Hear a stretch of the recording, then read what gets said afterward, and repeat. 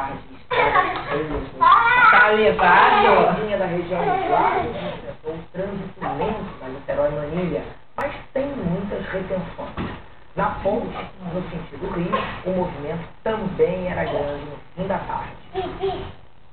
E os motoristas que decidirem viajar agora à noite devem ter muita atenção. A previsão é de chuva para logo mais.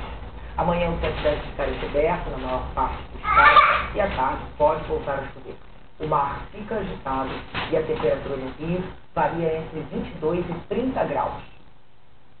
Bom, mas hoje o tempo ajudou e esse primeiro sábado de 2009... Cadê Lilian, Vitor? Sobra para quem quis ir à praia. Sombra e água fresca para o carioca que preferiu descansar e ainda ofereceu uma chance aos que sonham em começar o ano milionário. Terceiro dia do ano e muito dinheiro, muitos milhões de reais, mais de 45 para quem acertar na Mega Sena. E sonho sem ter fim. Começou ontem com o pé direito. E a situação tá preta, né? Pra casa em casa.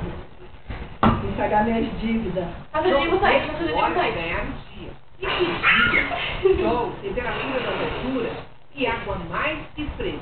À inteira disposição de todos. Arranjar um lugar na areia?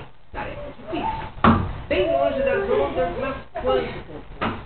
Sombra e um convite enorme para relaxar. Famílias inteiras passaram o dia na quinta da Boa Vista.